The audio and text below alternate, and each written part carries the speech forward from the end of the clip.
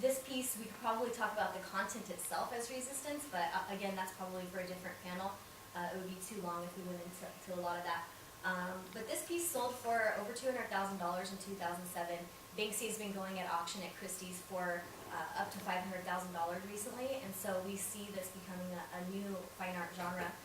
This piece was sold to none other than Brad Pitt and Angelina Jolie. So we see this happening. I want to give you an example from my recent research that brings out some of the issues that come to light as graffiti is transitioning into being a fully fledged fine art genre.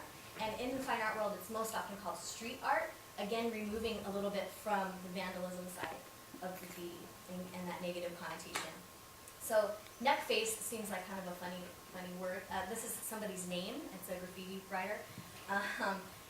It's a very, very interesting story. That I was at the Woodward Gallery that I showed you a picture of a couple of slides ago in the East Village in May for an opening of the Great Outdoors. It's a street art show that they put together.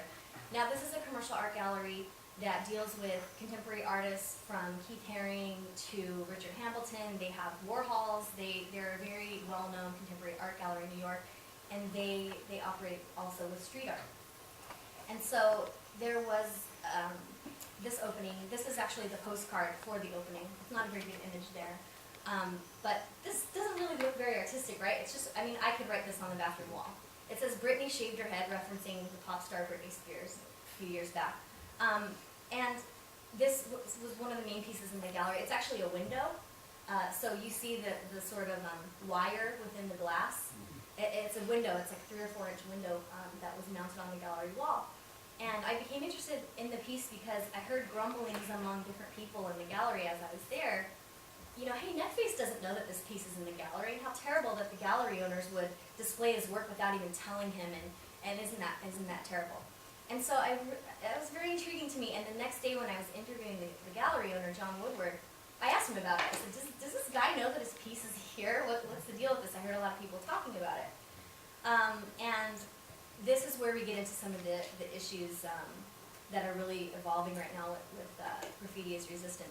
So the window was actually in a building owned by John Woodward, who he just happens to own a couple of buildings in the area of the gallery. And he came home one day to find this scrawl on one of his windows. And being involved in the contemporary art world, he had heard of Neckface and knew what the value could be of this piece. So he removed the window, took it to the gallery, replaced the window with a new one, and in subsequent months ended up getting a hold of the gallery who represents Neckface, which is also another conversation we could have is how graffiti artists become represented by galleries, which I think is very interesting. The gallery wanted money for it. They said, "This is his artwork." Well, this is my window. You know, it's vandalism. I don't know what you're talking about. So he promised to hold off for a couple of years of showing the piece. And it ended up actually being listed as not for sale because they're still in conversations about how this all works out financially. And I think that this just brings up some very interesting issues in terms of who owns resistance as it becomes fine art.